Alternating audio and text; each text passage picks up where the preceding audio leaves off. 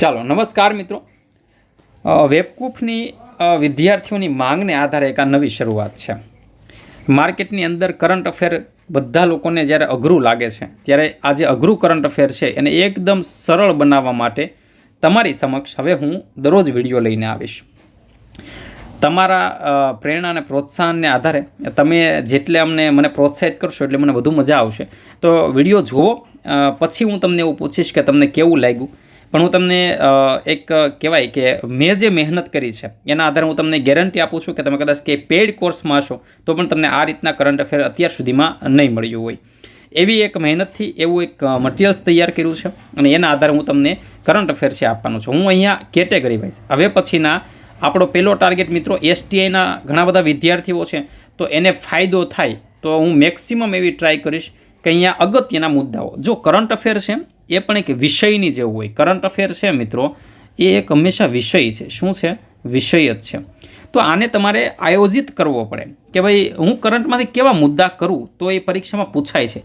આડે ધડ પેજ ઉથલાવશો ને વાંચશો નહીં ભેગું થાય, પણ ફિક્સ મુદ્દાઓ ક્યાંથી પકડાય છે, કેવા કેવા પ્રશ્નો છે પરીક્ષામાં વારંવાર આવતા હોય છે, તો મિત્રો એક એનાલિસિસ કરી અને મિત્રો તમને ખ્યાલ આવતો હોય છે કે પરીક્ષાના પ્રશ્ન કેવા પૂછાય અને મારે કેવા મુદ્દામાં કેટલું વાંચવું જોઈએ। કરંટ અફેરનો એક બીજો સરસ મજાનો કે કેમ વાંચવું અને કેટલું વાંચવું એનો લેક્ચર છે હું આપણી યુટ્યુબ ચેનલ ઉપર મૂકી દઈશ। જે વિદ્યાર્થીઓ નવા હોય તે ચેનલના જૂના વિડીયો જોઈ લેજો। નોટ કેમ બનાવીને એના બધા વિડીયો છે તમને ખૂબ તમને નોલેજ આપશે। તમારા તૈયારીની અંદર એક નવું લેવલ છે એ તમને પાર કરાવશે। તો કરંટ છે એને આપણે હવેથી દરરોજ મિત્રો કેટેગરી વાઇઝ જોશું।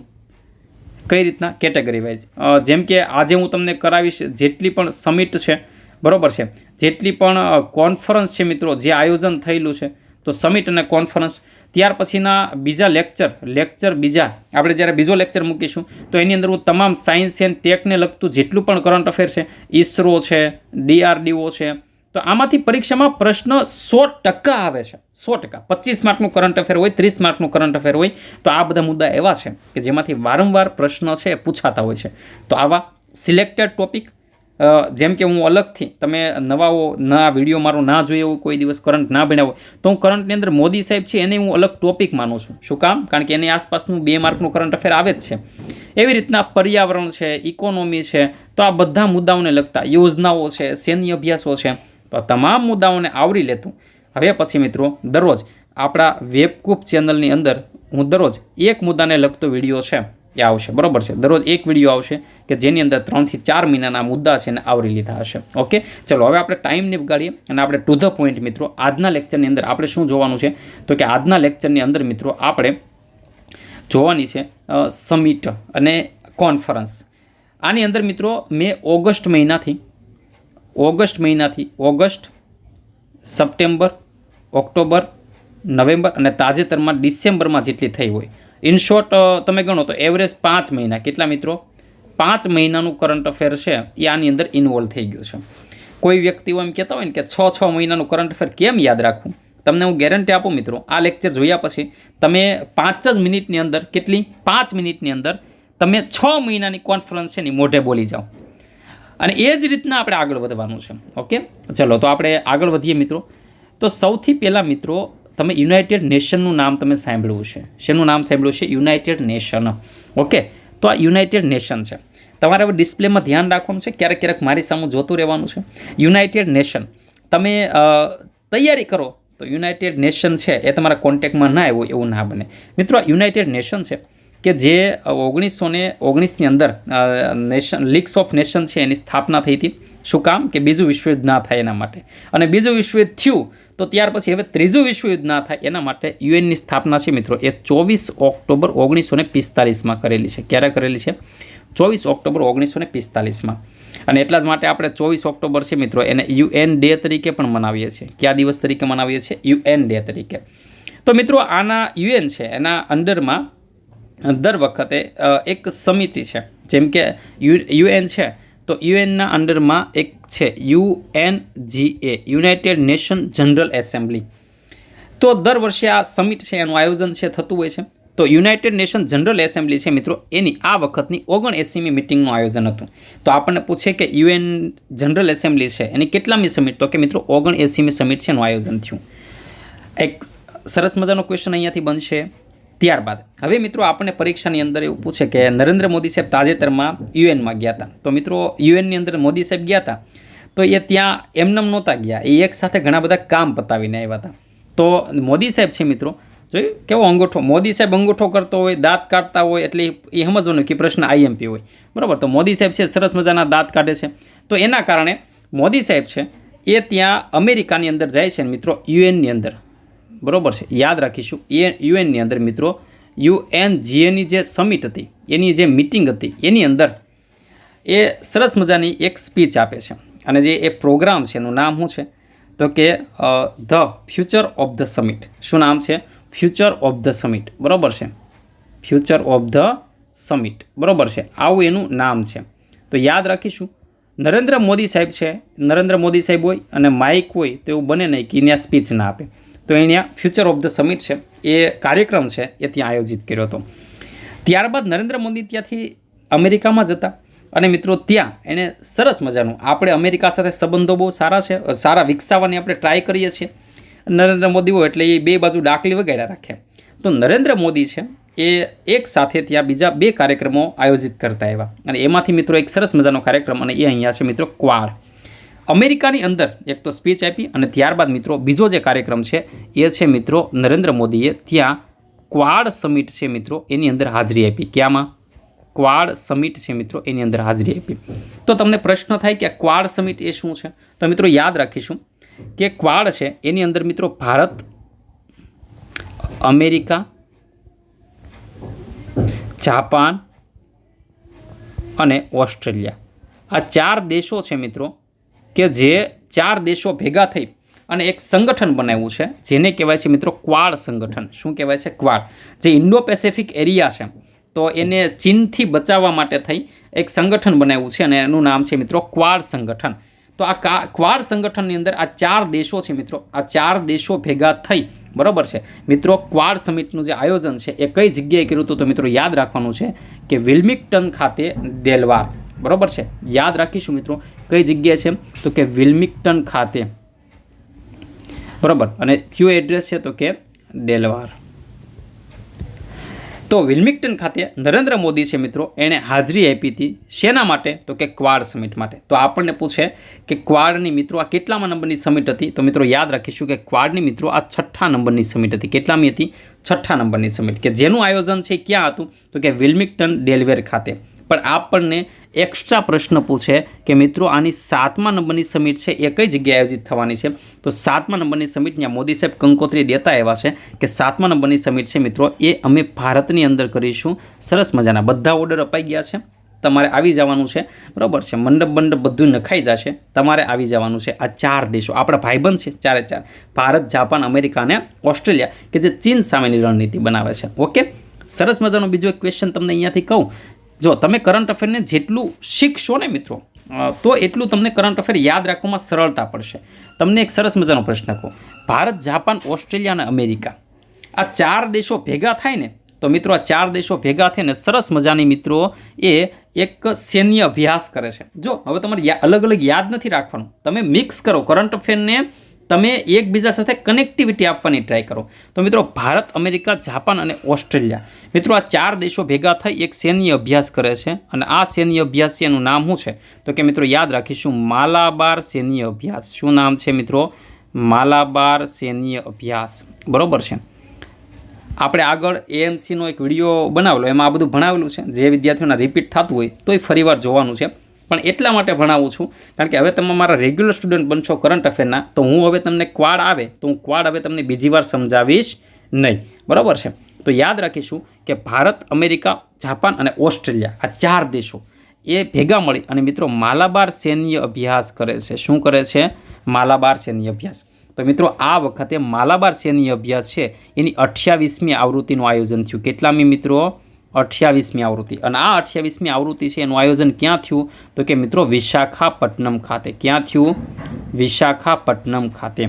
ઓકે, તો આવી રીતના તમારે કરંટ અફેરને લિંક કરવાનું. ચલો અહીંયા સૈન્ય અભ્યાસ આવ્યા તો હું તમને બીજા 2-3 સૈન્ય અભ્યાસના નામ કહું. જેમ કે 2-3 સૈન્ય અભ્યાસમાં એક છે વરુણ સૈન્ય અભ્યાસ. તો વરુણ સૈન્ય અભ્યાસ છે મિત્રો એ ભારત અને ફ્રાન્સ વચ્ચે થાય છે. કોની વચ્ચે થાય છે? ભારત અને ફ્રાન્સ હમણાં તાજેતરમાં થયેલો. ત્યારબાદ એક છે મિત્રો ઓસ્ટ્રા હિન્દ. શું નામ છે મિત્રો? ઓસ્ટ્રા હિન્દ. બરાબર છે.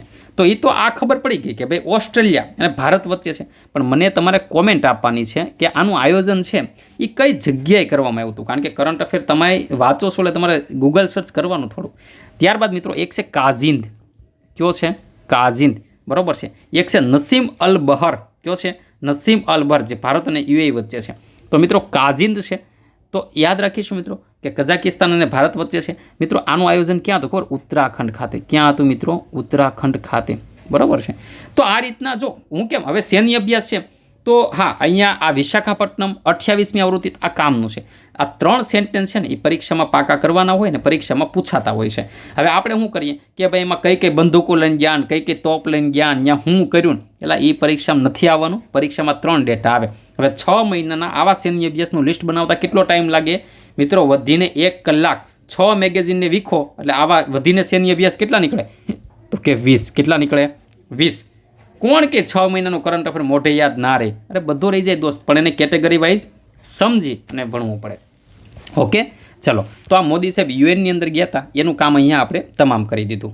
ત્યારબાદ મિત્રો ત્યારબાદ બીજી સરસ મજાની સમિટ છે. અહીંયા મેં જેટલું પણ કામનું છે એ અહીંયા લખી લીધું. શું કામ? કારણ કે ગઈ વખત એવું થયેલું કે ભાઈ પીડીએફમાં મેં બધું લખ્યું હતું ને પછી આ બધું જતું રહ્યું, વિદ્યાર્થીઓને તકલીફ પડેલી. તો એના કારણે મેં અહીંયા લખેલું છે, એટલે મારે બહુ ઓછું વર્ક કરવું પડે ને ટાઈમ બી આપણો ઓછો બગડે. તો મિત્રો એક સરસ મજાની બીજી અહીંયા સમિટ છે મિત્રો, એ છે AOMUSUC. બરાબર છે. નામ બહુ અધકચરું છે થોડુંક, તો યાદ રાખીશું કે આ શા માટે અત્યારે સમાચારમાં છે. તો કે મિત્રો એ એટલે શું થશે? તો કે યાદ રાખીશું એશિયા. ઓ એટલે મિત્રો ઓશનિયા. હવામાન શાસ્ત્રી એટલે મે એટલે શું થશે? મેટેરિયોલોજિકલ. બરાબર છે. એસ એટલે શું થશે?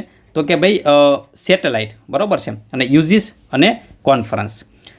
શેના માટેની કોન્ફરન્સ છે ભાઈ? આ શેના માટેની છે? તો કે ભાઈ એશિયા ઓશનિયા. બરાબર છે. પહેલાં તો યાદ રાખીશું કે આ 14મા નંબરની સમિટ છે. કેટલામી છે મિત્રો? તો કે 14મા નંબરની સમિટ છે. કેટલામી છે? તો કે 14મા નંબરની.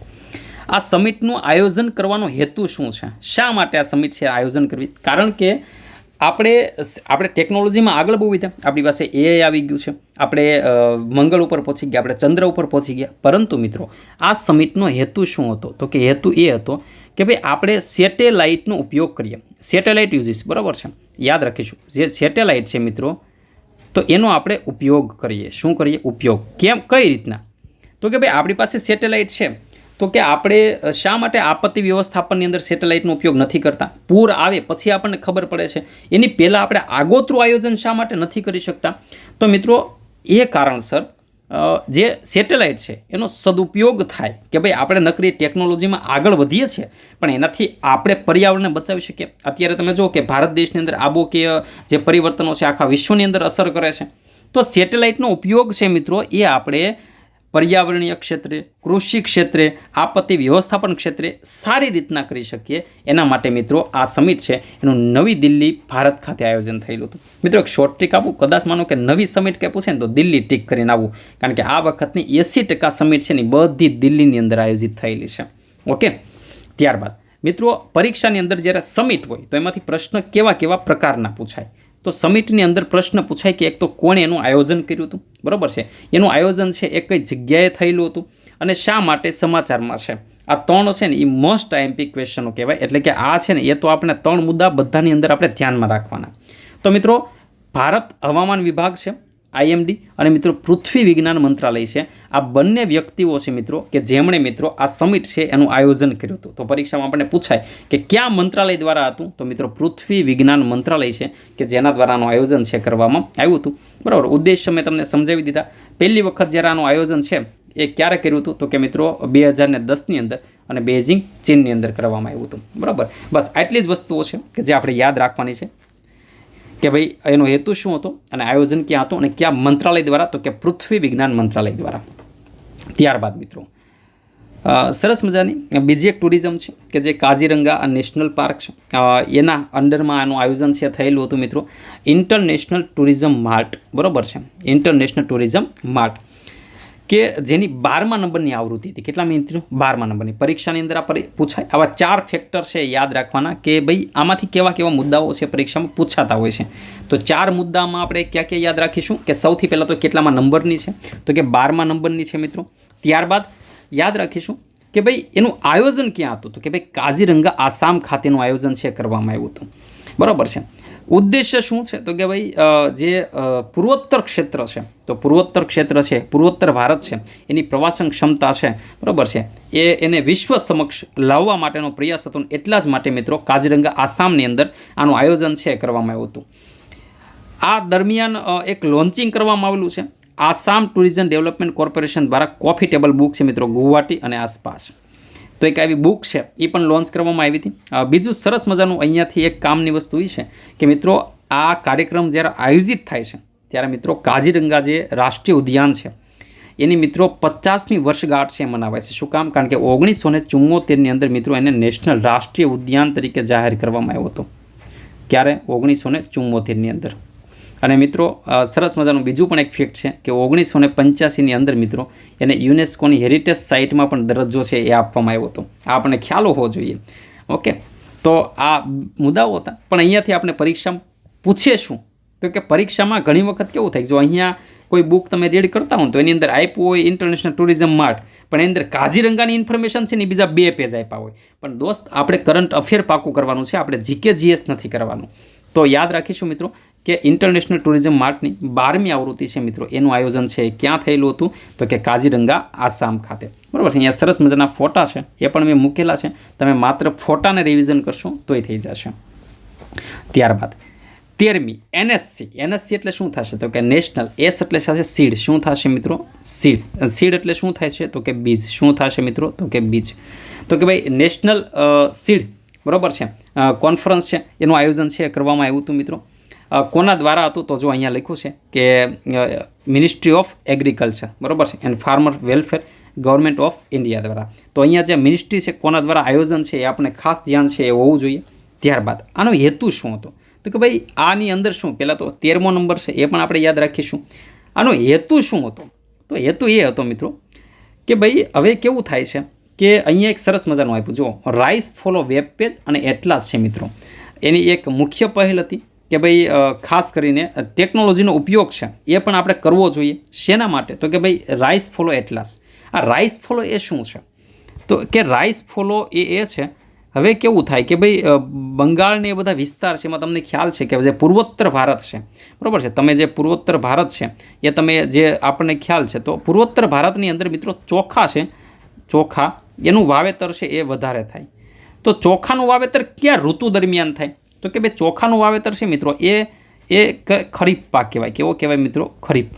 અને ખરીફ એટલે કે ભાઈ વરસાદમાં થતો હોય. ક્યાં થતો હોય મિત્રો? વરસાદ, વધારે વરસાદ આવતો હોય એવો જે પાક છે ને કહેવાય ખરીફ પાક કહેવાય. તો મિત્રો વરસાદ છે, તમે ભૂગોળમાં ભણ્યા હશો કે ભાઈ ચોખા છે ને સૌથી વધારે પાણીની જરૂર પડે. સૌથી વધારે પાણીની જરૂર કોને પડે, તો કે ચોખાને પડે.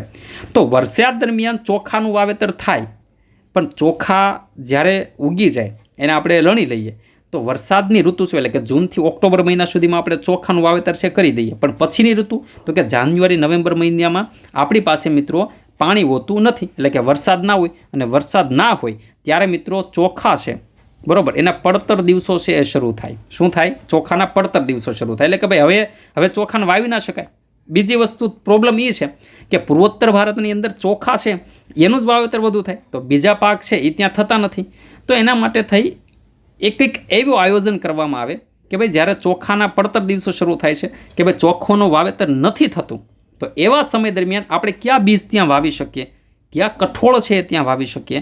તો એના માટે સરકાર છે એ પ્લાન કરે બરાબર, એટલે કે પાક આયોજન કરે કે ભાઈ હવે ત્યાંના લોકો છે ને કહો કે આવું કઠોળ વાવે કે જે ઓછા સમયમાં પાકી જતું હોય બરાબર 2 ઋતુ દરમિયાન. તો આવું સરકાર છે એ કંઈક પ્લાન કરવા માગે છે, એના માટેથી આવા આયોજનો છે એ થતા હોય છે. આમાં બહુ ડિટેલ્સમાં નહીં વયું જવાનું કે હવે એમાં શું હશે ને કઈ રીતના કઈ ટેકનોલોજીનો ઉપયોગ થતો હશે. બસ આપણે પરીક્ષામાં પાસ થવા પૂરતું કરંટ અફેર છે એ કરવાનું છે. ઓકે, તો ત્યારબાદ આમાં ઉત્તર પ્રદેશ છે એણે પહેલ કરી છે. આ જ્યારે આયોજન થયું ત્યારે એણે મિત્રો 200 સીડ પાર્ક છે એ પણ એને સ્થાપ્યા અને તેલીબિયા અને બાજરીની ખેતીમાં વધારો કરવાનો પ્લાન પણ એને કરેલો છે. તમને ખ્યાલ છે ને કે આ જે કૃષિ છે એ ડિપેન્ડેન્ટ કેના ઉપર હોય તો કે બીજ ઉપર. આપણે જ્યારે પેલું ગ્રીન રેવોલ્યુશન કર્યું હતું તો એ સમય દરમિયાન આપણે જે પાક જે બીજ છે બરાબર છે એને હાઈ યીલ્ડ બનાવ્યા હતા. તો એના કારણે જ આપણે સારું એવું ઉત્પાદન છે મેળવી શક્યા હતા અને એનો ઉપયોગ છે પંજાબની અંદર સૌપ્રથમ કરવામાં આવ્યો હતો. તો આવી રીતના મિત્રો કૃષિ અને ખેડૂત મંત્રાલય છે મિત્રો એને કઈ જગ્યાએ, તો ખાસ લોકેશન યાદ રાખવાનું છે વારાણસીમાં. આ યાદ રાખવાનું છે. વારાણસીની અંદર મિત્રો કેટલામી તો કે 13મી. કેટલામી? 13મી રાષ્ટ્રીય બીજ કોંગ્રેસ એનું આયોજન કરવામાં આવ્યું હતું. ત્યારબાદ સરસ મજાનું અને મસ્ટ આઈએમપી મને લાગે છે, યાદ રાખીશું. મસ્ટ આઈએમપી મુદ્દો છે એ મને લાગે છે. મસ્ટ આઈએમપી મુદ્દો શું છે તો કે ભાઈ તાજેતરમાં ભારત સરકારે પહેલી વખત મિત્રો યાદ રાખીશું કે ગ્લોબલ કોઓપરેટિવ કોન્ફરન્સ, બરાબર છે, શું છે? વૈશ્વિક સહકારી પરિષદ, જેને ગુજરાતીમાં શું કહેવાય? વૈશ્વિક સહકારી પરિષદ, એટલે કે ગ્લોબલ કોઓપરેટિવ કોન્ફરન્સ. મિત્રો યાદ રાખીશું કે વૈશ્વિક સહકારી પરિષદ 2024 છે એનું સૌ પ્રથમ આયોજન ભારત દેશ દ્વારા કરવામાં આવ્યું હતું. મિત્રો ભારત દેશ છે એ સહકારી ક્ષેત્ર માટે આજે વિશ્વમાં એક કહેવાય ને કે આદર્શ દેશ છે. બધા દેશોએ ભારત દેશ પાસેથી શીખવું જોઈએ. સહકારી ક્ષેત્ર, સહકારી પરિષદ શું દર્શાવે છે તો કે સહકારી ક્ષેત્ર શું દર્શાવે છે મિત્રો? સહકારી ક્ષેત્ર દર્શાવે છે કે સહકાર જેટલો હશે, બરાબર. એટલે નરેન્દ્ર મોદીએ શું કીધું કે સહકાર છે સમૃદ્ધિ. શું કીધું? સહકાર છે સમૃદ્ધિ. સહકાર હશે તો કોઈ પણ દેશની સમૃદ્ધિ છે એ વધશે. એટલે નરેન્દ્ર મોદીએ આ વાત ઉપર ભાર આપ્યો. નરેન્દ્ર મોદીને ભાષણની અંદર તમે વિડીયો સરસ મજાનો જોજો તો સહકાર સમૃદ્ધિમાં નરેન્દ્ર મોદીએ શું કીધું કે ભાઈ તમે અમારા દેશનું અમૂલ તમે જુઓ. આજે અમૂલ શેના કારણે છે તો કે સહકારી મંડળીઓના આધારે છે.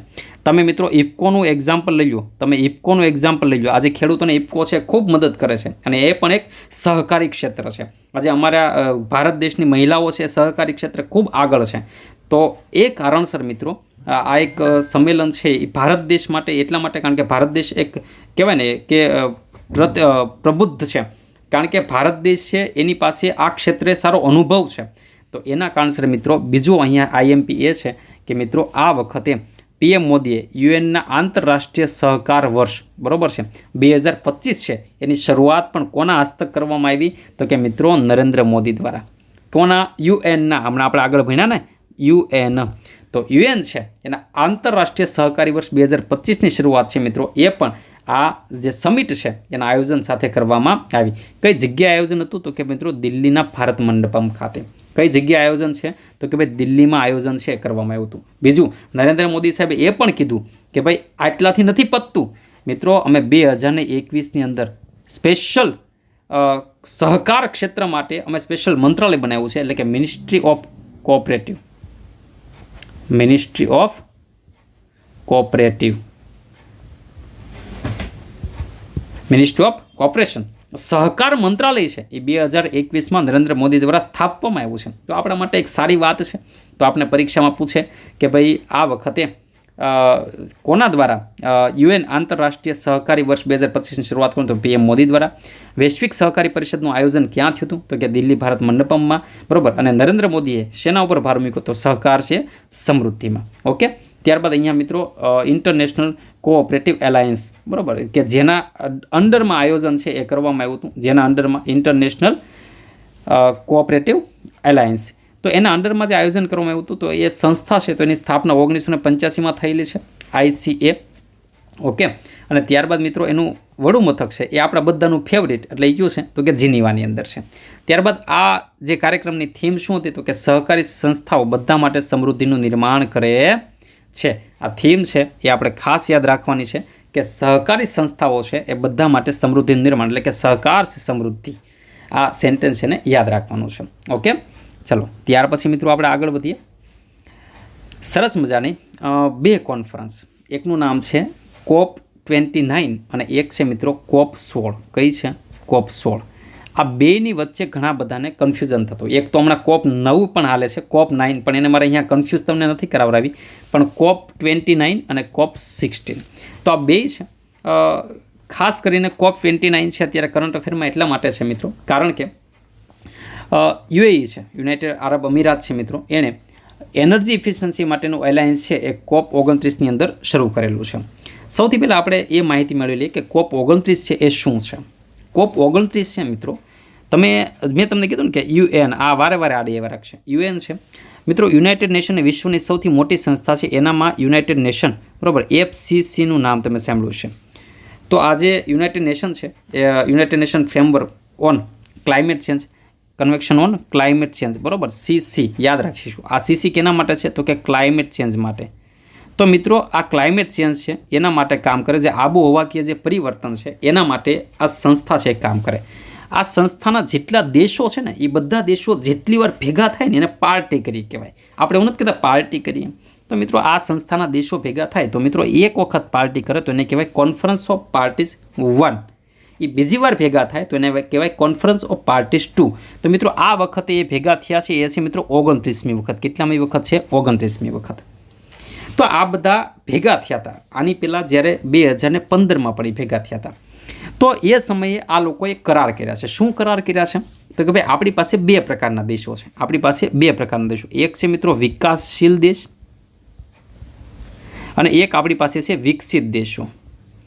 તો એ એવું કહે છે કે ભાઈ તમે વિકસિત એટલા માટે થયા છો કારણ કે તમે પર્યાવરણને નુકસાન પહોંચાડ્યું છે. શું કર્યું છે? તમે પર્યાવરણને નુકસાન પહોંચાડ્યું છે. અને અત્યારે જે આ ગ્લોબલ વોર્મિંગ છે, બરાબર છે, એનું કારણ છે એ તમે છો. કારણ કે તમે ઇન્ડસ્ટ્રીયલ રિવોલ્યુશન લાવ્યા હતા અને તમે ભારતને શું કહેવાય, તમે આખા વિશ્વને ક્લાઇમેટ ચેન્જ માટે જવાબદાર દેશ હોવ ને તો એ તમે બધા છો. કારણ કે તમે જ ઉદ્યોગો થાય અને તમે જ વાતાવરણ છે એને બગાડ્યું છે. એટલે તમારા બધાએ અમને રિન્યુએબલ એનર્જીનું ઉત્પાદન કરવા માટે, એટલે કહેવાય કે આપણા ભારતની બધા દેશો, એટલે કે વિકાસશીલ દેશો છે મિત્રો, એ દેશોને તમારે શું કરવાની? તો કે સહાય કરવાની. શું કરવાની? સહાય કરવાની. કારણ કે ભાઈ તમે તમારે ભરપાઈ કરવાની. આખો તમને ખાલી શોર્ટમાં સમજાવું છું કે આવી બધી મેટરો થઈ રહી છે. તો એના માટે ભંડોળ ભેગું કરવું પડે. તો એ ભંડોળ છે એ પહેલાં 100 બિલિયન હતું, પણ હવે એના માટેનો આંકડો છે એ ચેન્જ કર્યો હતો. તો કે ભાઈ 2035 સુધીમાં 300 બિલિયન વાર્ષિકની રકમ છે એ જમા કરાવવાની. તો વિકાસશીલ રાષ્ટ્રો દ્વારા માંગ કેટલી હતી? તો કે ભાઈ વિકાસશીલ રાષ્ટ્રો દ્વારા માંગ કેટલી? તો કે 2030 સુધીમાં વાર્ષિક 1.3 ટ્રિલિયન. કેટલી? આ વિકાસશીલ દેશો એને શું કીધું કે ભાઈ તમારે અમારે રિન્યુએબલ એનર્જી ઉત્પન્ન કરવી. હવે તમે એવું ઈચ્છતા હો કે ભાઈ અમે હવે વાતાવરણને ના બગાડીએ, અમે પર્યાવરણને ના બગાડીએ, તો એના માટે તમારે એમને વાર્ષિક 1.3 ટ્રિલિયન દેવા પડશે. તો અમેરિકા છે, ચીન છે, આવી બધી મહાસત્તાઓ શું કીધું કે ભાઈ તો એટલે હું અમારે તો અમે ઉત્પાદન કરે રાખીએ તો અમારે શું નોકરી તો નુકસાની જ કરે રાખવાની. તો એણે હું કીધું નહીં ભાઈ, અમે 2035 સુધીમાં 300 બિલિયન વાર્ષિક આપીશું. તો આના માટે ભારત છે એણે ટીકા કરી કે ભાઈ આ તો ભાઈ અતિ ગરીબ વસ્તુ કહેવાય, આનાથી તો કશું થવાનું જ નથી ભાઈ, અમે આટલા પૈસા એ તો શું કરવાના. તો એના કારણસર મિત્રો આ COP29 છે એ અત્યારે કરંટમાં હતી. બીજી વસ્તુ કે અત્યારે COP29નું આયોજન કઈ જગ્યાએ થયેલું છે? તો COP29નું આયોજન છે મિત્રો એ બાકુ અઝરબૈજાનની અંદર થયેલું છે. ક્યાં થયેલું છે? બાકુ અઝરબૈજાનની અંદર થયેલું છે. આ લોકેશન છે એ ખાસ યાદ રાખવાનું છે કે બાકુ અઝરબૈજાન છે મિત્રો, એની અંદર આ આયોજન છે થયેલું છે. બીજી વસ્તુ, આ COP29 છે, બની શકે તે આપણને પરીક્ષામાં જોડકા પૂછી નાખે. તો COP29નું આયોજન બાકુ અઝરબૈજાનની અંદર છે. COP28નું આયોજન છે મિત્રો એ કઈ જગ્યાએ હતું? મિત્રો એ દુબઈની અંદર હતું. કઈ જગ્યાએ હતું? એ દુબઈની અંદર હતું મિત્રો. ત્યારબાદ મિત્રો એની પહેલાં COP27 હતી. શું હતી મિત્રો? COP27, બરાબર છે. COP27 છે મિત્રો, એનું આયોજન છે એ કઈ જગ્યાએ હતું? તો મિત્રો ઇજિપ્તમાં હતું. ક્યાં હતું? ઇજિપ્તમાં હતું. અને એની પહેલાં મિત્રો COP26 હતી. તો એનું આયોજન ક્યાં હતું? તો કે યુકેની અંદર હતું. ક્યાં હતું? યુકેની અંદર. અને આ કોન્સ્ટેબલની પરીક્ષામાં પૂછાઈ ગયેલો પ્રશ્ન છે. એ સમયે ઘણા બધા વિદ્યાર્થીઓના પ્રશ્ન નહોતો આવ્યો. COP26 યુકે ગ્લાસ્કોની અંદર હતું. ઓકે, તો યાદ રાખીશું મિત્રો. ઘણી વખત આપણને આ ક્રમ છે, જોડકા છે, એ આપણે પૂછી લેતા હોય છે. સેમ ટુ સેમ મિત્રો એક છે COP16, COP16. તો આ તમને સમજાઈ ગયું આ શેના માટે છે? તો કે ભાઈ ક્લાઇમેટ ચેન્જ માટે છે. તો આટલા જે આંકડાઓ છે આપણે યાદ રાખવાના છે. બીજું કે આ જે પેરિસ કરાર કરવામાં આવ્યો હતો અને એમાં મિત્રો જ્યારે આ UNFCCના અંડરમાં જ્યારે મિટિંગો બધી ભરાણી ને ત્યારે તો એ મુજબ મિત્રો 2015માં ગ્લોબલ વોર્મિંગને 2 ડિગ્રી સેલ્સિયસથી નીચે રાખવાની વાત છે એ થઈ છે. પણ પ્રાધાન્ય કેટલું છે? તો કે 1.5 આપણે પુગાડી દીધું છે. હવે ત્યાંથી કેટલે લાવવાનું છે? તો કે 2 ડિગ્રી સેલ્સિયસ ડાઉન લાવવાનું છે. ઓકે, ચલો. ત્યારબાદ મિત્રો COP16, અહીંયા 16 લખેલા છે પણ તમને દેખાશે નહીં. તો COP16 છે જેનું મિત્રો કોલંબિયા ખાતે જે અત્યારે મિટિંગ છે એ આયોજિત થઈ રહી છે. ઓકે, તો કોલંબિયા છે મિત્રો એ અત્યારે COP16નું આયોજન છે કરી રહ્યા. કે COP16 શું છે? તો COP16 છે મિત્રો, યાદ રાખીશું એ CBD કન્વેન્શન ઓન બાયોડાયવર્સિટી, જેને આપણે શું કહીએ છીએ? બાયોડાયવર્સિટી. આ બાયોડાયવર્સિટી એટલે શું? તો કે એને જૈવ વિવિધતા કહેવાય. શું કહેવાય? જૈવ વિવિધતા. આપણી પાસે જે કુદરતી જે વિવિધતા રહેલી છે, આપણી પાસે જે પક્ષીઓ છે, આપણી પાસે જે પર્યાવરણ છે, આપણી પાસે વૃક્ષો છે, તો એ આપણે એને જે વિવિધતા આપેલી છે. અને આ જે વિવિધતા છે એના રક્ષણ માટે થઈ મિત્રો જે સંગઠન આયોજિત છે મિત્રો, એને કહેવાય છે COP16. શું કહેવાય છે? COP16. તો એ જે વિવિધતા માટે કામ કરે છે મિત્રો, અને આ જે વિવિધતા માટે કામ કરે એમાં એનું આગળનું અત્યારે ટાર્ગેટ છે મિત્રો 30x30. એ શું કહેવા માગે છે કે 2030 સુધીમાં આપણે જે વિવિધતાને, જે પર્યાવરણને જે નુકસાન પહોંચાડ્યું છે એની આપણે 30% રિકવરી કરવી છે. કેટલી મિત્રો? 30% રિકવરી કરવી છે. તો આ એનો ટાર્ગેટ છે કે 2030 સુધીમાં 30% રિકવરી કરવી છે. એટલે મિત્રો એને 30x30નો પ્રોગ્રામ છે એ એણે લોન્ચ કરેલો છે. આપણને પરીક્ષામાં આવા બેઝિક મુદ્દાઓ છે એ જ પૂછતા હોય છે. તો યાદ રાખીશું કે ભાઈ COP16 અને COP29 આ બે વસ્તુ શું છે, અને બેના આયોજન ક્યાં છે? પેલું બક્કો અઝરબૈજાનની અંદર, અને COP16 ક્યાં છે? તો કે કોલંબિયાની અંદર. ચાલો, ત્યાર પછી પ્લસ હા, હવે માનો કે આ COP16 શું છે, આ તમારે ભણવું હોય કે COP29 શું છે, આ પેરિસ કરાર શું છે, બરાબર? તો એના માટે સરસ મજાનો અત્યારે પર્યાવરણ માટેનો પણ આપણે સિંગલ કોર્સ છે એ મૂકી દીધો છે વેબકૂફની અંદર. તમે PSIની તૈયારી કરતા હો, તમારે GK માટે પણ ઘણી વખત આવા પર્યાવરણના સંમેલનો છે એ કોન્સ્ટેબલમાં પૂછાઈ ગયેલા છે.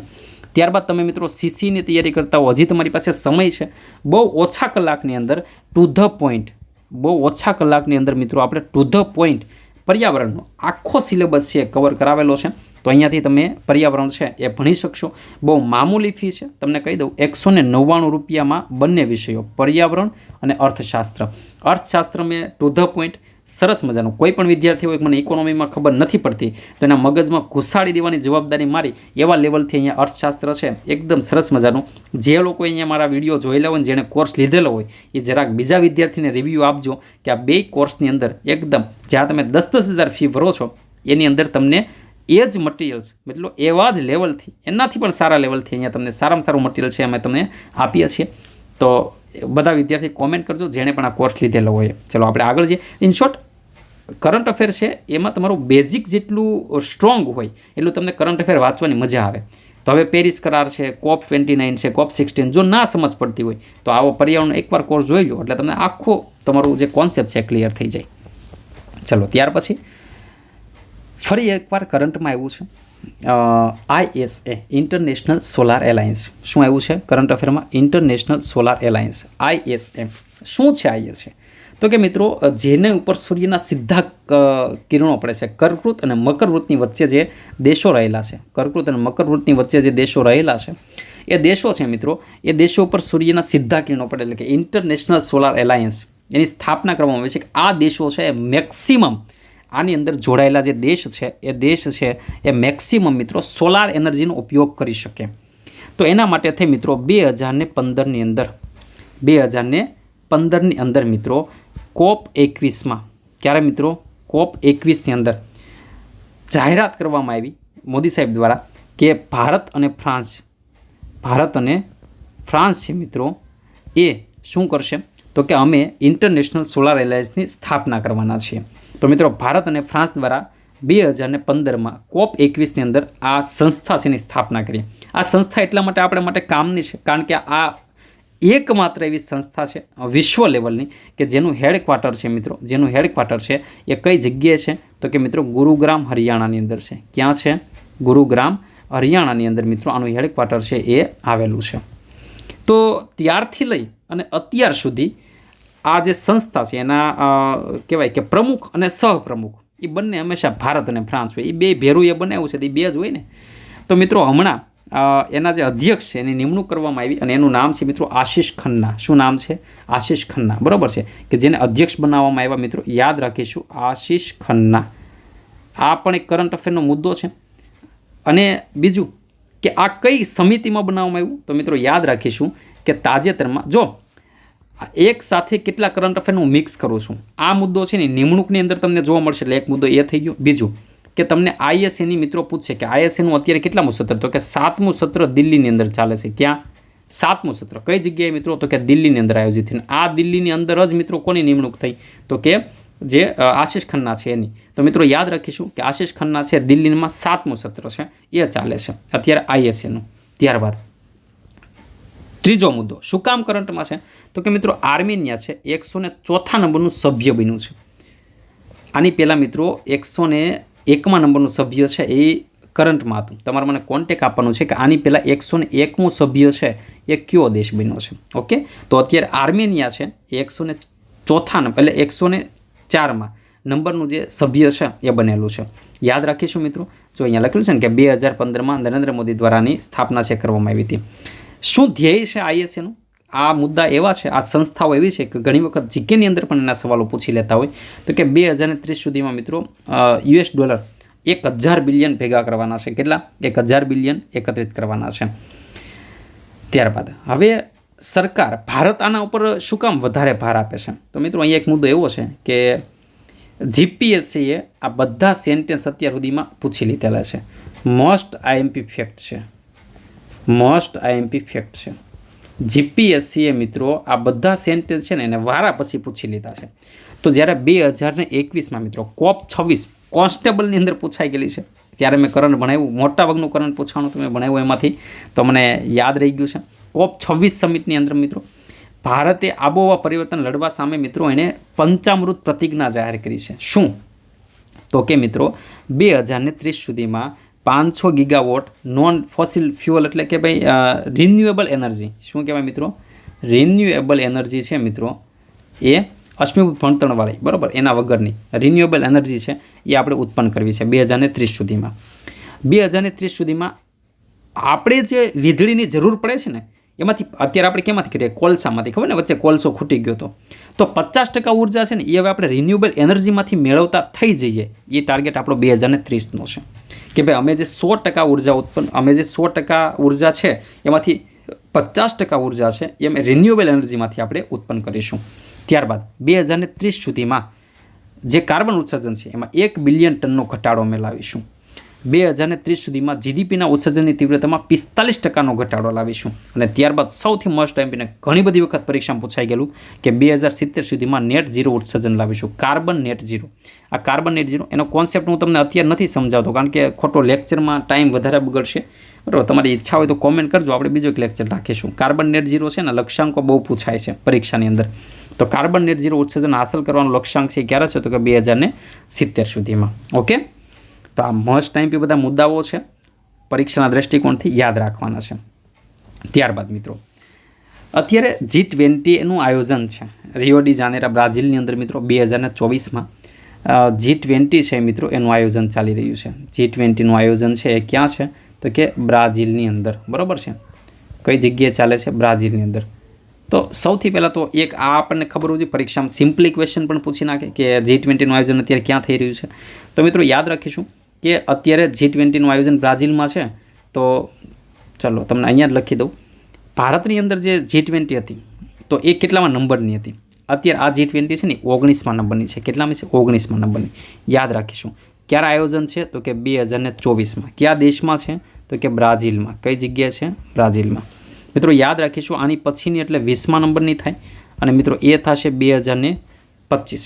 ક્યારે થશે મિત્રો? 2025. બરાબર. અને 2025નું જે આયોજન છે એ ક્યાં છે મિત્રો, તો કે સાઉથ આફ્રિકામાં. ક્યાં છે? સાઉથ આફ્રિકામાં. હજી એક જોડકું DYSOની અંદર આ જોડકું પૂછાઈ ગયું હતું. અને આની પહેલાંની એટલે મિત્રો 18મી સમિટ થાય અને 18મી સમિટ એટલે મિત્રો એ આવે 2023માં અને 2023 એટલે મિત્રો ભારત દેશ. તો તમને બધાને યાદ જ હોય G20 કેટલું કરંટમાં હતું એ. ઓકે, તો આ 3 છે એ મસ્ટ ટાઈમ પી અને આપણે ખાસ ખ્યાલ હોવો જોઈએ. 21મી છે એ અમેરિકામાં છે પણ એનું કંઈક અત્યારે અલગ ડોલક ચાલી રહ્યું છે, પણ એટલે આ 3 કન્ફર્મ છે ને યાદ રાખવાનું. આની પહેલાંની પૂછે આપણને 17મી, તો એની પહેલાંની ક્યાં હતી? ઇન્ડોનેશિયા ખાતે 2022માં. ક્યાં હતી? ઇન્ડોનેશિયા ખાતે. બરાબર છે. તો આટલી વસ્તુ છે એ આપણે ખ્યાલ હોવી જોઈએ. તો અત્યારે કરંટમાં શું કામ છે? જો કે હવે ન્યા હોય તો ન્યાની સમિટની બધું આપણે કંઈ યાદ રાખવાની જરૂર નથી, પણ સમાચારમાં એટલા માટે છે કારણ કે બ્રાઝિલમાં મિત્રો ત્યાંના જે રાષ્ટ્રપતિ છે, બરાબર છે, લુઇઝ ઇનાસિસો લુલા દા સિલ્વા, એના દ્વારા મિત્રો ભૂખ અને ગરીબી સામે વૈશ્વિક જોડાણ છે શરૂ કરવામાં આવ્યું. કેના માટે? ભૂખ અને ગરીબી માટે. એ લોકો સિરિયસ છે આ બાબતે. શું કામ? કારણ કે મિત્રો 2000 એનું ધ્યેય શું છે? તો કે 2030 સુધીમાં વૈશ્વિક સ્તરે ભૂખમરો અને ગરીબી છે એને નાબૂદ કરવી.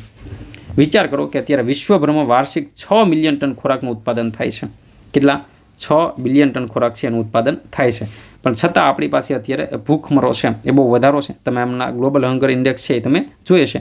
તો આપણો કાર્યક્રમ એ છે કે ભાઈ ગમે એ રીતના રોકડ ટ્રાન્સફર કરવી, શાળા ભોજન કાર્યક્રમોનો વિસ્તાર કરવો, તમે ગમે તે ઉપાય કરો, રોકડા પૈસા આપો કે ગમે તે કરો, પણ મિત્રો 2030 સુધીમાં એનો ટાર્ગેટ છે કે આપણે વૈશ્વિક જે ભૂખમરો છે એને આપણે ગમે એમ કરી અને નાબૂદ કરવાનો છે. તો બસ એ કારણસર ખરે આ કરંટમાં હતું એટલે આપણે ખ્યાલ હોવો જોઈએ. પણ અહીંયાથી આપણે G20 છે એ મહત્ત્વની છે. G20ના દેશો એકવાર છે, G20ના દેશો એ એકવાર પાકા કરી લેવા. મારા વિડીયોમાં જાશો તમે તો આની પહેલાં ડિવાઇસોના કરંટમાં મેં એની શોર્ટ ટ્રીક આપેલી છે. G20ની શોર્ટ ટ્રીક આપેલી છે, તો એ શોર્ટ ટ્રીક તમે ત્યાંથી કરી શકશો. ઓકે, ચલો ત્યાર પછી છે મિત્રો જે એક કહેવાય કે આનું કંઈ નામ નથી પણ SATRC, આવું ક્યારેક પરીક્ષામાં અઘરું પૂછી નાખે તો આપણે ખ્યાલ હોવો જોઈએ. દક્ષિણ એશિયન ટેલિકમ્યુનિકેશન રેગ્યુલેટર્સ કાઉન્સિલ, બરાબર છે, SATRC. મિત્રો એની 25મી બેઠકનું આયોજન છે. હવે કેવું, અમુક મુદ્દાઓ છે ને એમાં બહુ ડીપમાં નહીં જવાનું, ખાલી ઉપરથી યાદ રાખી દેવાનું, કારણ કે એમાં ડીપમાં જવાથી એનો કોઈ મતલબ જ નથી હોતો. તો એનું જે આયોજન છે મિત્રો એ નવી દિલ્હીમાં કરવામાં આવ્યું હતું. કઈ જગ્યાએ કરવામાં આવ્યું હતું મિત્રો? નવી દિલ્હીની અંદર એનું આયોજન છે કરવામાં આવ્યું હતું. ભારતના સંચાર મંત્રી જ્યોતિન્દ્રદિત્ય સિંધિયા છે એના દ્વારાનો ઉદ્ઘાટન કરવામાં આવ્યું હતું. અને એણે voice of the global south તરીકે ભારતની જે ભૂમિકા છે એની ઉપર એણે પ્રકાશ પાડ્યો હતો. બરાબર, તો બસ આટલી વસ્તુ છે યાદ રાખવાની કે ભાઈ એનું આયોજન છે એ ક્યાં થયું હતું? કે ભાઈ નવી દિલ્હીમાં થયું હતું. મંત્રાલય દ્વારા કોઈ આયોજનો હોય ને તો પરીક્ષા લક્ષી હોય, એટલા માટે મુદ્દો મેં અહીંયા લઈ લીધો છે.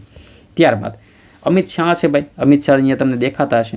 તો અમિત શાહ છે એના દ્વારા આયોજન હતું એટલા માટે અહીંયા મેં એને લઈ લીધું છે. અમિત શાહ છે એના દ્વારા. તો અમિત શાહ છે એણે મિત્રો આ કદાચ હમણાં એક એક્ઝામમાં પૂછાયેલો પ્રશ્ન છે કે અમિત શાહે તાજેતરમાં કેન્દ્રીય હિન્દી સમિતિ છે એની 32મી બેઠકની અધ્યક્ષતા કરી. કેટલામી? 32મી બેઠક. બરાબર, તમને ખ્યાલ છે કે હમણાં હિન્દી દિવસ છે એ પણ ગયો. હિન્દી છે એ આપણી રાષ્ટ્રભાષા તરીકે આપણે એને માનીએ છીએ. રાષ્ટ્રીય નહીં પણ કેવી? રાષ્ટ્રભાષા. આપણે 1949થી આપણે એને રાષ્ટ્રભાષા છે એ માનીએ છીએ. બરાબર, અને 1953થી કંઈક આપણે એને દરજ્જો આપેલો છે. 1953થી આપણે રાષ્ટ્રીય હિન્દી ભાષા છે એનો દિવસ મનાવવાની શરૂ કરી. બરાબર છે, રાષ્ટ્રીય હિન્દી ભાષા દિવસ. બરાબર છે, રાષ્ટ્રીય હિન્દી દિવસ છે એ આપણે મનાવવાની શરૂઆત કરી હતી. ક્યારે છે? તો કે 14 સપ્ટેમ્બર. ક્યારે છે? 14 સપ્ટેમ્બર. અને આપણે પૂછીએ કે વિશ્વ હિન્દી દિવસ. શું પૂછે આપણને? વિશ્વ હિન્દી દિવસ. તો વિશ્વ હિન્દી દિવસ ક્યારે છે? તો કે 10 જાન્યુઆરી. ક્યારે છે? 10 જાન્યુઆરી.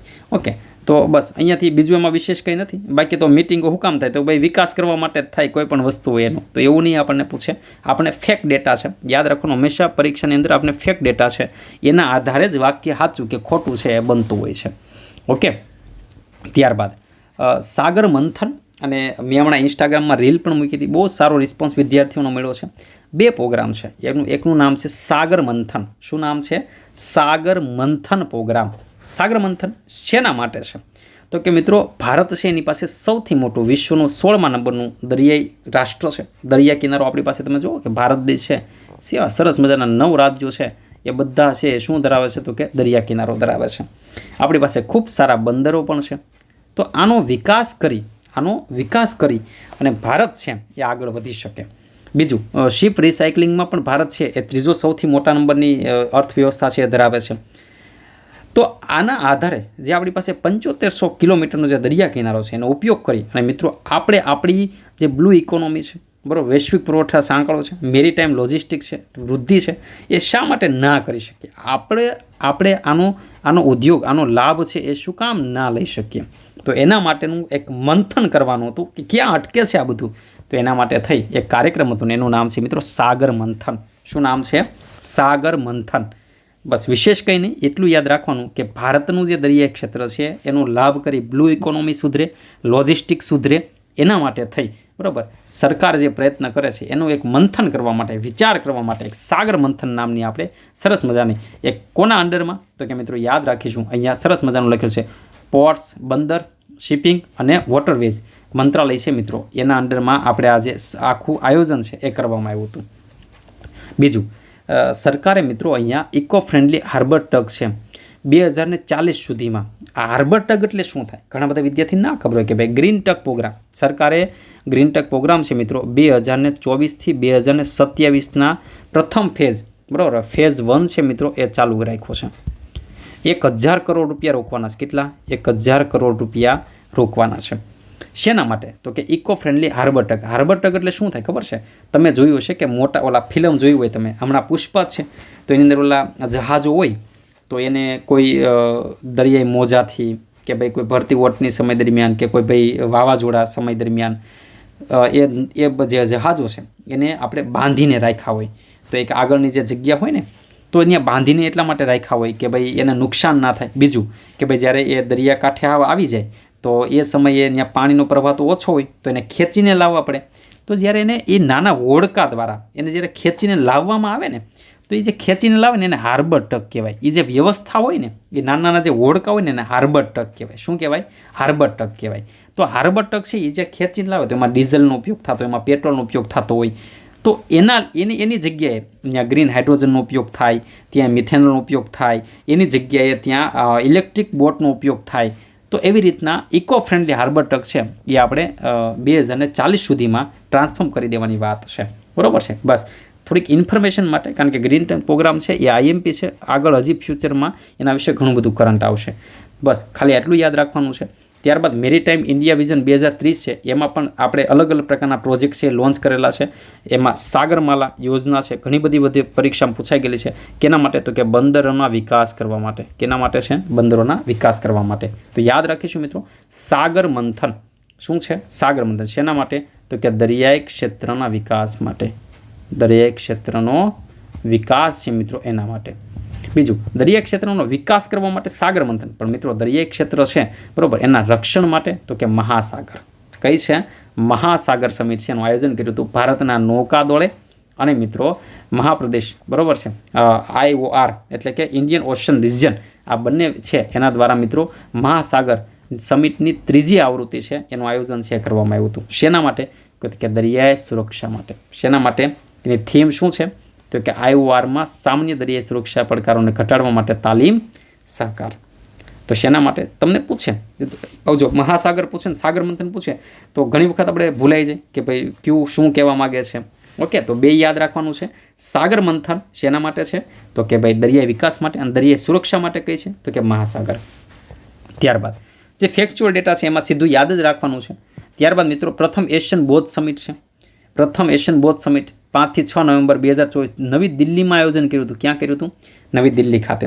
થીમ તો કે ભાઈ એશિયાને મજબૂત કરવામાં બુદ્ધ ધર્મની ભૂમિકા. તો બૌદ્ધ ધર્મ હવે ઘણી વખત કેવું થાય ખબર, કરંટ અફેરમાં છોકરા વાંચતો હોય બુદ્ધને આખા વાંચવા બેસી જાય, પણ એટલે આપણે કરંટ અફેર કરવાનું છે. આ બુદ્ધ સિલેબસમાં હોય તો તમે વાંચો, પણ અહીંયા પછી ખોટું સાઈડમાં ઘણી બધી બુકલેટમાં પેજ વધારવા એવું બધું આપી દીધું હોય છે, બરાબર. અને આયોજન કોના દ્વારા? આ મસ્ટ ટાઈમ. જ્યારે આવા સંમેલન તેનું આયોજન છે કોના દ્વારા હોય ને, આવો પરીક્ષામાં પૂછાતું હોય છે. તો મિત્રો યાદ રાખીશું કે સંસ્કૃતિ મંત્રાલય છે, ભારત સરકાર અને આંતરરાષ્ટ્રીય બૌદ્ધ સંઘ છે, આ બંને દ્વારા આયોજન કર્યું. તો પણ આપણે ઘણી વખત પરીક્ષામાં ખાલી શું પૂછે ખબર, કે આનું આયોજન ક્યાં મંત્રાલય દ્વારા કરવામાં આવ્યું હતું, આવું આપણે પરીક્ષામાં પૂછે. તો આપણે ખ્યાલ હોવો જોઈએ કે કોના દ્વારા છે, તો કે સંસ્કૃતિ મંત્રાલય દ્વારા. ઓકે, ત્યારબાદ મિત્રો ILO છે. ILO international labour organisation. International labour organisation, બરાબર છે, ઇન્ટરનેશનલ લેબર ઓર્ગેનાઇઝેશન સૌથી જૂની સંસ્થા કહી શકાય, કારણ કે 1919માં એની સ્થાપના છે એ થયેલી છે. ઇન્ટરનેશનલ લેબર ઓર્ગેનાઇઝેશન, એનું હેડક્વાર્ટર છે મિત્રો એ જીનીવામાં છે. તાજેતરમાં એની 322મી ગવર્નિંગ બોડી છે એની બેઠક હતી. અને મિત્રો તમને એમ પૂછાય કે ઇન્ટરનેશનલ લેબર ઓર્ગેનાઇઝેશનનું સત્ર છે, હમણાં કેમ UNGAનું સામાન્ય સભા હતી એમ આનું સત્ર સભા છે મિત્રો, સત્ર સભા છે એ કેટલામી હતી ખબર? એ 112 નંબરની હતી. કેટલામી હતી? 112 નંબરની હતી. પણ મિત્રો તમને એમ પૂછે કે એની ગવર્નિંગ બોડી છે એની બેઠક કેટલામી હતી? તો મિત્રો 352મી હતી. આ બે ક્લેરિફિકેશન છે ને ખાસ યાદ રાખવાના છે.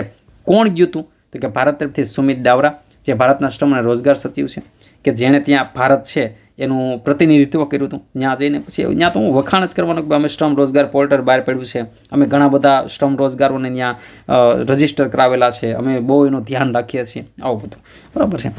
તો યાદ રાખીશું કે ભાઈ એનું હેડક્વાર્ટર ક્યાં છે તો કે જીનીવા સ્વિટ્ઝરલેન્ડ ખાતે. કદાચ ક્યારેક જીકેમાં પ્રશ્ન આવી જાય કે ભાઈ ILO છે મિત્રો, એને 1969માં શાંતિ માટે નોબેલ પુરસ્કાર છે એ એનાયત કરવામાં આવ્યો હતો. ઓકે, ચલો ત્યારબાદ ministry of housing and urban affairs, government of India. પણ આનું આયોજન કોણે કર્યું હતું ખબર છે? તો મિત્રો યાદ રાખીશું ભૂપેન્દ્રભાઈ પટેલે. સોરી, અહીંયા હું આ મંત્રાલય બોલી ગયો છું, પણ અહીંયા યાદ રાખીશું મિત્રો 17મા નંબરની urban Mobility India conference and expo 2024 છે એનું આયોજન છે મિત્રો. એ ક્યાં કરવામાં આવ્યું હતું મિત્રો? ક્યાં કરવામાં આવ્યું હતું? તો મસ્ટ ટાઈમ એટલા માટે છે કારણ કે એ આપણા ગુજરાતના ગાંધીનગર ખાતે કરવામાં આવ્યું હતું. ક્યાં કર્યું હતું? ગુજરાતના ગાંધીનગર ખાતે. અહીંયા કામનું એ છે કે મિત્રો આ કયા મંત્રાલયના અંડરમાં કરવામાં આવ્યું હતું? તો આપણને એ ખ્યાલ હોવો જોઈએ કે ministry of housing and urban affairs. પણ આની સાથે બીજું કોણ હતું ખબર છે? તો કે મિત્રો આની સાથે બીજું ગુજરાત ગવર્મેન્ટ તો હતી જ, પણ એની સાથે બીજું કોણ હતું ખબર છે? તો કે ગુજરાત મેટ્રો. કોણ હતું? ગુજરાત મેટ્રો. અને આ ત્રણેય આ બેના સહકાર થકી જે મંત્રાલય છે એના અંડરમાં મિત્રો આ કાર્યક્રમ છે એનું આયોજન છે કરવામાં આવ્યું હતું. એની થીમ શું હતી? તો કે શહેરી પરિવહન સોલ્યુશન માનકીકરણ અને ઓપ્ટિમાઇઝેશન. આ એની થીમ હતી. જ્યારે આ સંમેલનનું આયોજન કરવામાં આવ્યું ત્યારે ત્યાં મિત્રો એવોર્ડ દેવામાં પણ આવ્યા. શું દેવામાં આવ્યા? તો કે એવોર્ડનું વર્ગીકરણ પણ કરવામાં આવ્યું. અને આ એવોર્ડ છે એની અંદર મિત્રો 2 એવોર્ડ દેવામાં આવ્યા હતા. અને 2 એવોર્ડ બહુ આપણા માટે કામના છે. એમાંથી એક એવોર્ડ છે મિત્રો એ છે 2 એવોર્ડ છે. ચલો મને ભૂલાઈ ગયા છે, મારે જોવા પડશે. 2 એવોર્ડ છે, નામ યાદ છે. ગાંધીનગરને મળેલો છે અને એક મળેલો છે SMCને, સુરતને મળેલો છે. તો એની અંદર મિત્રો યાદ રાખીએ, હા, best safety and security system. Best safety, બરાબર છે, બેસ્ટ સેફ્ટી એન્ડ સિક્યુરિટી. આના માટે મિત્રો ગાંધીનગરને GMCને મળેલો છે. કોને મળેલો છે? ગાંધીનગર મ્યુનિસિપલ કોર્પોરેશનને. અને ત્યારબાદ મિત્રો બીજો એક એવોર્ડ છે બેસ્ટ ઇન્ટેલિજન્ટ ટ્રાન્સપોર્ટ સિસ્ટમ. કયો છે? Best intelligent transport system. Best intelligent transport system, બરાબર છે. તો આ છે મળેલો છે SMCને. કોને મળેલો છે? SMCને. બરાબર, પરીક્ષામાં આપણને પૂછાય તો આપણને ખ્યાલ હોવો જોઈએ. તો મિત્રો આ 2 યાદ રાખીશું આપણે. બસ આટલું યાદ રહેવું જોઈએ કે ભાઈ 17મી કેટલામી હતી? 17મી Urban Mobility India Conference Expo 2024 છે એનું આયોજન છે મિત્રો એ કરવામાં આવેલું હતું. ઓકે, ત્યારબાદ મિત્રો એશિયન ક્લીન એનર્જી સમિટ છે. એશિયન ક્લીન એનર્જી સમિટ ગયા SMCના લેક્ચર ગયા AMCના લેક્ચરની અંદર પણ આપણે આની ચર્ચા કરી હતી. બસ આમાં વિશેષ કંઈ નથી જવાનું. એશિયન ક્લીન એનર્જી સમિટ છે એનું આયોજન થયું હતું. 11મી આવૃત્તિ હતી અને આયોજન ક્યાં હતું? તો કે સિંગાપોર ખાતે. ક્યાં હતું? સિંગાપોર ખાતે. ક્યારે? તો કે ઇન્ટરનેશનલ એનર્જી વીક છે એના અંડરમાં આનું આયોજન છે મિત્રો એ કરવામાં આવ્યું હતું. કોના દ્વારા કરવામાં આવ્યું હતું? તો એનર્જી રિસર્ચ ઇન્સ્ટિટ્યૂટ અને solar energy research institute of Singapore છે એના દ્વારા કરવામાં આવ્યું હતું. બરાબર છે. બસ બીજું એ તો ત્યાં જે લક્ષ્યાંકો આ બધું તો છે હોવાનું, પણ એમાં આપણે ડિટેલ્સમાં નથી પડવાનું. આપણે એટલું યાદ રાખો કે એશિયા ક્લીન એનર્જી સમિટ છે તો એનું આયોજન છે એ ક્યાં અને કઈ રીતના અને શું કામ કરવામાં આવ્યું હતું. બરાબર છે. ચલો ત્યારબાદ બીજું આમે સેમ ટુ સેમ કે ભાઈ તમને ખ્યાલ છે NRI આપણા હોય છે તો બરાબર એના માટે જે પ્રવાસી પરિચય છે 2024 તો એની આવૃત્તિ છે કે ભાઈ embassy flagship diaspora engagement event, બરાબર છે. એટલે કે પ્રવાસી પરિચય 2024ની જે આવૃત્તિ છે એનું ઉદ્ઘાટન છે એ સાઉદી અરેબિયામાં કરવામાં આવ્યું હતું ડૉક્ટર સુહેલ એઝાન દ્વારા. કઈ જગ્યાએ? તો કે રિયાદ ખાતે. કઈ જગ્યાએ? તો કે રિયાદ ખાતે. થીમ શું હતી? તો કે ભારતની શાસ્ત્રીય ભાષાઓ. શું કામ? કે ભાઈ એક આપણે હમણાં તાજેતરમાં 5 નવી શાસ્ત્રીય ભાષાઓ છે એ પણ આપણે હમણાં લોન્ચ કરી હતી, બરાબર છે ને. તો એને કારણે અત્યારે ભારતના ડાયસ્પોરાએ તમામ 11 શાસ્ત્રીય ભાષા આવરી લેતું નાટક રજૂ કર્યું હતું, બરાબર છે. કારણ કે હવે 11 તમારે યાદ રાખવાની છે કારણ કે આપણે ગયા લેક્ચરમાં બધું ભણાવેલું છે. ત્યારબાદ બ્રિક્સ 2024નું આયોજન છે મિત્રો. સરસ મજાની સમિટ અને મસ્ટ IMP સમિટ કહી શકાય. બ્રિક્સ 16મા નંબરની છે. કેટલામી છે મિત્રો? બ્રિક્સ. સૌથી પહેલાં એ બ્રિક હતી ખાલી, બરાબર છે. 2009ની અંદર આની પ્રથમ સમિટ છે એનું આયોજન થયું. ત્યારબાદ મિત્રો 2010ની અંદર સાઉથ આફ્રિકાની અંદર જોઈન થયું. 2010ની અંદર સાઉથ આફ્રિકા છે એની અંદર જોઈન થાય છે મિત્રો. બ્રિક્સ છે એ એટલા માટે એક સારું સંગઠન કહી શકાય કારણ કે બ્રિક્સની અંદર બ્રાઝિલ છે, રશિયા છે, ઇન્ડિયા છે, ચાઇના છે અને સાઉથ આફ્રિકા છે મિત્રો. આખા વિશ્વની 41% વસ્તી છે ને એ બ્રિક્સ ધરાવે છે. આખા વિશ્વનો 24% GDP છે ને એ વિશ્વ ધરાવે છે અને આખા વિશ્વનું 30% ક્ષેત્રફળ કોણ ધરાવે છે? બ્રિક્સ ધરાવે છે. તમે વિચાર કરો, આંકડા નાના મૂના તમને લાગે છે? તમને ખ્યાલ છે કે હમણાં ટ્રમ્પ છે એણે એક ચેતવણી આપી, વોર્નિંગ આપી. શું? કે બ્રિક્સ પોતાના ચલની રાષ્ટ્રીય ચલણનો ઉપયોગ કરવા પર ચર્ચા કરે. બ્રિક્સ શું કહે છે કે ડોલરથી જ બધો વ્યવહાર થાય એવું હોવું જોઈએ નહીં, આપણું ખુદના પર ચલણી નાણાંથી વ્યવહાર થવો જોઈએ. તો એવું કરે તો અમેરિકાની જે અર્થવ્યવસ્થા છે થોડી ડાઉન પડે, બરાબર છે. તો યુએનના સુધારાને અપનાવવા, 2 રાજ્યના ઉકેલ હેઠળ આ બધું તો જવા દો, પણ વેપાર માટે રાષ્ટ્રીય ચલણનો ઉપયોગ કરવા પર ચર્ચા, બરાબર છે. તો આ છે ને એ બ્રિક્સનો સળગતો મુદ્દો છે, અને બ્રિક્સ એના કારણે બહુ લાઇમલાઇટમાં રહી છે, કારણ કે બીજા દેશો સાથે ટક્કર થાય છે, અને આપણા માટે બહુ પોઝિટિવ વાત છે. કારણ કે મિત્રો બ્રિક્સ એની અંદર ભારત સભ્ય દેશ છે, રશિયા સભ્ય દેશ છે, બ્રાઝિલ સભ્ય દેશ છે, ચીન છે એની અંદર. તો બહુ સારું કહી શકાય, અને ભારત પ્રગતિ થાય તો ભારતની પ્રગતિ છે સાથે થવાની છે, બરાબર છે. તો અત્યારે કઈ જગ્યાનું આયોજન છે? તો કે અહીંયા સરસ મજાનું લખેલું છે રશિયા કઝાન ખાતે, બરાબર છે. કઈ જગ્યાએ? કઝાન, રશિયા ખાતેનું આયોજન છે મિત્રો, એ કરવામાં આવેલું છે 2024નું, બરાબર છે. ભારતમાં 2021માં 13મી સમિટ હતી એનું આયોજન હતું. 2021ની સમિટ હતી ને જ્યારે, બરાબર છે, એનું આયોજન છે ને એ ભારતની અંદર થયેલું. તો બ્રિક્સ બાબતે આપણને આટલી વસ્તુ છે એ ખ્યાલ હોવી જોઈએ. ત્યારબાદ પ્રવાસી ભારતીય દિવસ છે. તો પ્રવાસી ભારતીય દિવસની જાહેરાત થઈ ગઈ છે. એ જ્યારે દિવસ કરંટમાં હોય ત્યારે પૂછાય, પણ યાદ રાખીશું કે આ વખતે શું કામ કરંટમાં? પહેલી વસ્તુ કે છે ને આ પહેલાં તો દર 2 વર્ષે મનાવાય છે. ક્યારે મનાવાય છે? દર 2 વર્ષે, બરાબર. કારણ કે પહેલાં દર વર્ષે મનાવતો, પછી દર 2 વર્ષે કરી નાખ્યો. આ વખતે મિત્રો 18મા નંબરનો છે. કેટલામો છે? 18મા નંબરનો. અને ક્યાં મનાવવાનો છે? તો કે ભુવનેશ્વર, ઓડિશા ખાતે. શું કામ મનાવાય છે આ દિવસ? એ તો ખ્યાલ છે ને કે 9 જાન્યુઆરી 1915ના દિવસે ગાંધી બાપુ છે એ સાઉથ આફ્રિકાથી ભારત દેશમાં પરત ફર્યા હતા, અને એના માટે થઈ એની યાદમાં મિત્રો આપણે આ દિવસ છે એ મનાવીએ છીએ. 2003થી આપણે દિવસ મનાવીએ છીએ. કેટલા? 2003થી આપણે દિવસ છે મનાવવાની શરૂઆત કરેલી છે. ઓકે. ત્યારબાદ ઇન્ડિયા ડિજિટલ એગ્રી કોન્ફરન્સ 2024 કોના સહયોગથી છે? તો ખાસ યાદ રાખો, નવી દિલ્હીમાં Indian chamber food and agriculture અને આઈઆઈટી રોપર છે, એ ખાસ યાદ રાખવાનું છે. આઈઆઈટી રોપરનું એક ઇન્ફોર્મેશન ટેકનોલોજી બાબતનું, મતલબમાં ટેકનોલોજી છે એના બાબતે એક અવધ નામનું એણે પ્લેટફોર્મ બનાવેલું છે. તો એના સહયોગ દ્વારા મિત્રો કૃષિને આધુનિક બનાવવા માટે એની અંદર એઆઈ છે, આઈઓટી છે, ડ્રોન છે, ડેટા એનાલિટિક્સ છે, આ બધાનો ઉપયોગ કરી અને ખેતી છે ને આગળ વધારવા માટેની કોન્ફરન્સ એનું આયોજન કરવામાં આવ્યું હતું. એમાં વિશેષ બીજું કંઈ યાદ રાખવાનું છે નહીં. ઓકે. અને ત્યારબાદ મિત્રો એશિયન સમિટ છે અને મસ્ટ આઈએમપી સમિટ છે. યાદ રાખીશું કે એશિયન સમિટની અંદર પહેલાં તો અહીંયા જે પોસ્ટર જ મેં એટલું મોટું રાખેલું છે કે જેનાથી તમારે સીધું યાદ રહી જાય. પહેલી વસ્તુ મિત્રો 21મી ઇન્ડિયન સમિટ હતી. કેટલામી? 21મી એશિયન ઇન્ડિયન સમિટ છે મિત્રો. કઈ જગ્યાએ હતી? તો વિયન્ટિયાન ખાતે. કઈ જગ્યાએ હતું? વિયન્ટિયાન ખાતે, લાવ પદાર, બરાબર છે. તો યાદ રાખીશું મિત્રો કે અત્યારે ત્યાં એશિયન સમિટ છે. એશિયનનું પૂરું નામ તો બધાને ખ્યાલ છે ને ભાઈ? એશિયનનું પૂરું નામ તો બધાને ખ્યાલ છે ને? તો અહીંયા છે association of south east Asian nation, બરાબર છે. આ આપણને નામ છે ખ્યાલ હોવું જોઈએ. આ નામ બધાને ખ્યાલ હોવું જોઈએ. તો આ જે સમિટ છે ને, તો તમને ઘણા બધાને એવો પ્રશ્ન થાય કે સાહેબ આ સમિટના 2 આયોજનો શું કામ થયા? આ સમિટના 2 આયોજન શું? અત્યારે 44મી અને 45મી સમિટ છે, બરાબર છે. અને એનું આયોજન છે ક્યાં છે? તો કે વિયન્ટિયાન ખાતે. કઈ જગ્યા છે? તો કે વિયન્ટિયાન ખાતે મિત્રો આ સમિટ છે એનું આયોજન છે કરવામાં આવ્યું છે. તો આપણને પ્રશ્ન થાય, જે લાઓસની રાજધાની છે, આ શું છે? લાઓસની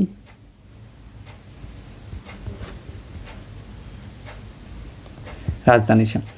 તો યાદ રાખીશું કે એક વર્ષમાં એ 2 સમિટ કરે છે, 2 મિટિંગો કરે છે. અને આની પછીની જ્યારે 46મી અને 47મી 46 અને 47મી જે મિટિંગ છે મિત્રો, એનું આયોજન છે મલેશિયા ખાતે છે. કઈ જગ્યાએ છે મિત્રો?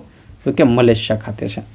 તો આ સમિટ દરમિયાન જ મિત્રો આપણે ભારત અને જે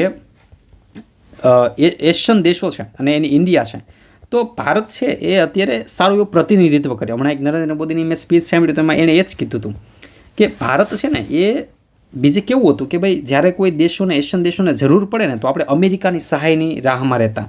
પણ હવે ભારતે એ પગલું ઉપાડ્યું છે કે જ્યારે કોઈ દેશને સહાય હોય તે પહેલાં ભારતને યાદ કરશે. તો એના કારણસર મિત્રો ભારત છે એને તો જાહેરાત પણ કરી છે કે એશિયન દેશોની અંદર જ્યારે કંઈ પણ જરૂર હશે મહિલાઓ રિલેટેડ, યુવાઓ રિલેટેડ, તો એના માટે 50 લાખ અમેરિકન ડોલર છે, બરાબર છે, એની સહાય કરશે. 50 લાખ અમેરિકન ડોલરની એ સહાય કરશે. આવી જાહેરાત એણે ક્યાં કરી? તો કે મિત્રો જે તાજેતરમાં 21મી એશિયન ઇન્ડિયન સમિટ છે એમાં, બરાબર છે. તો એનું આયોજન પણ ક્યાં હતું? તો કે વિયેન્ટિયાનની અંદર, બરાબર છે. 44-45નું ક્યાં હતું? તો કે વિયેન્ટિયાનની અંદર. ત્રીજું હજી કહું કે જેનું આયોજન પણ વિયેન્ટિયાન લાઓસની અંદર હતું મિત્રો, એ છે EAS, બરાબર છે. તો પૂર્વ, બરાબર, ઈસ્ટર્ન એશિયા સમિટ, બરાબર છે, ઈસ્ટર્ન એશિયા સમિટ. આનું આયોજન છે પણ એ પણ ક્યાં હતું? તો કે વિયેન્ટિયાન લાઓસ ખાતે. 19મા નંબરની હતી. કેટલામી હતી મિત્રો? તો કે 19મી સમિટ હતી. તો એક સાથે ઘણા બધા નામ તમને યાદ રહી ગયા હશે કે ભાઈ 19મા નંબરની EAS એટલે કે ભાઈ ઈસ્ટર્ન એશિયન સમિટ છે.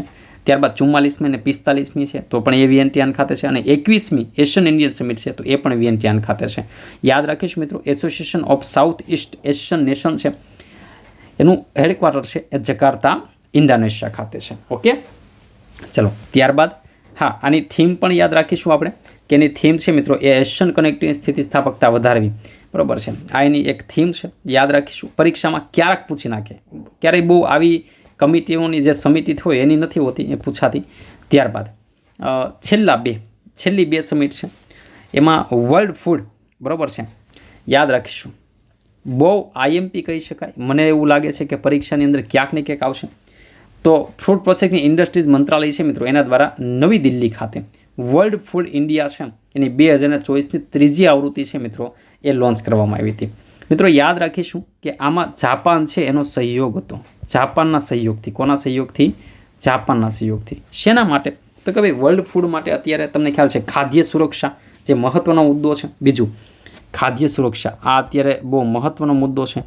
ત્યારબાદ ફૂડ પેકેજિંગ.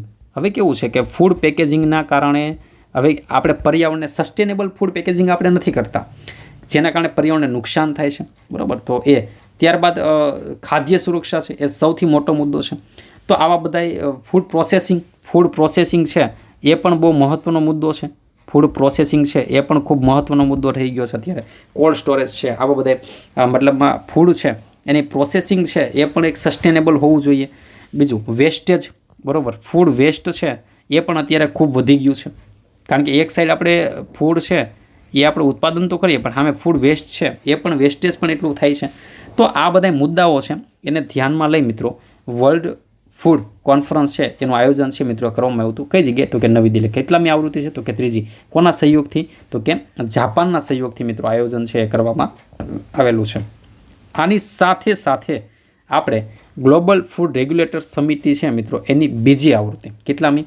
યાદ રાખીશું. આપણે બીજા નંબરની સમિટ છે એનું આયોજન કર્યું. આ આયોજન કોના દ્વારા છે? તો કે FSSAI દ્વારા. એટલે કે એનું નામ શું છે? તો કે food standardisation safety authority of India. તો આ જે સમિટ FSSAI છે એના દ્વારા મિત્રો આપણે બીજી સમિટ છે એનું આયોજન છે કરવામાં આવ્યું હતું. અને એ પણ કેનામાં? તો કે ખાદ્ય સુરક્ષાના નિયમન માટે. ઓકે, તો આ બે છે કે જે મોસ્ટ IMP છે અને મિત્રો આપણે યાદ રાખવાના છે. અને ત્યારબાદ મિત્રો છેલ્લે ગ્રીન હાઇડ્રોજન ઇન્ડિયા. તો મિત્રો પરીક્ષાના દ્રષ્ટિકોણથી મોસ્ટ IMP કહી શકાય કે ગ્રીન હાઇડ્રોજન પર મોદીની બીજી આંતરરાષ્ટ્રીય પરિષદ. આ પ્રોજેક્ટ છે એ ભારત દેશ માટે ગ્રીન હાઇડ્રોજન આપણે 4 જૂન 2023ની અંદર મિત્રો હાઇડ્રોજન નેશનલ હાઇડ્રોજન મિશન છે એ આપણે લોન્ચ કરેલું, બરાબર. જેની અંદર આપણે 5 મિલિયન મેટ્રિક ટન પ્રતિ વર્ષ આપણે 5 મિલિયન ટન, બરાબર છે, પ્રતિ યર આપણે બનાવવાની નક્કી કરેલું છે 2030 સુધીમાં. તો આ આપણો ટાર્ગેટ હતો અને આ તલાટીની અંદર પૂછાઈ ગયેલો પ્રશ્ન છે. તો જેનું આયોજન છે એ નવી દિલ્હી ખાતે હતું. Green hydrogen mission. અહીંયાથી બીજો સરસ મજાનું તમને એક લોજિક આપું. નીતિ આયોગ છે મિત્રો. જ્યારે આવા એક સરખા હોય ને કે જે ભારતના પર્યાવરણને સુધારવામાં મદદ કરતા એવા મિશનો હોય, એવી સમિટ હોય, તો એને એક સાથે યાદ રાખવાની. નીતિ આયોગ છે ને એના દ્વારા મિથેનોલ આંતરરાષ્ટ્રીય કોન્ફરન્સ છે ને એનું આયોજન કરવામાં આવ્યું હતું. તો તમને અહીંયાથી પરીક્ષામાં એવો પ્રશ્ન શું આવી શકે કે મિથેનોલ કોન્ફરન્સ છે એનું આયોજન છે કોના દ્વારા કરવામાં આવ્યું હતું? કે નીતિ આયોગ દ્વારા. ઓકે, તો અહીંયા મિત્રો જેટલી પણ મોસ્ટ આઈએમપી જે અગત્યની કહી શકાય એવી જેટલી પણ સમિટ હતી, તો એ મેં સમિટ તમને અહીંયા ભણાવી દીધેલી છે, જે પરીક્ષાના દૃષ્ટિકોણથી ખૂબ આઈએમપી છે. તમને મજા આવી હોય આવી રીતના આપણે દરેક ટૉપિક છે એ આપણે ભણતા જવાના છે. તમે સીસીની, તમે એસટીની કોઈ પણ તૈયારી કરતા હો તો તમારા માટે ખૂબ કામના રહેશે. તો તમારે આવા દરેક ટૉપિક, હવે આની પછીનો જે ટૉપિક છે એ હું તમને ભણાવીશ. આ પહેલો ટૉપિક આપણે પૂર્ણ કર્યો. મિત્રો આની પછીનો બીજો ટૉપિક છે એ આપણે ભણાવીશું ઇન્ડેક્સ. શું ભણાવીશું આપણે? ઇન્ડેક્સ. ત્યાર પછી મિત્રો ત્રીજો જે ટૉપિક છે એ આપણે ભણાવીશું સાયન્સ એન્ડ ટેક. મતલબ આ 3 છે મારી પાસે તૈયાર પડ્યા છે, બાકીના છે એ હમણાં તૈયાર કરીને મૂકીશ. એટલે હું તમને સિક્વન્સ કહેતો જઈશ, પણ અત્યારે કહેતો નથી. પણ ઇન શોર્ટ કરંટ અફેરના બધા ટૉપિક આવી જશે. ચેનલને શેર કરો, સબસ્ક્રાઈબ કરી દો, બરાબર છે. તમને મજા આવે તો તમારા મિત્રોને પણ શેર કરજો. Thank you. જય હિન્દ, જય ભારત.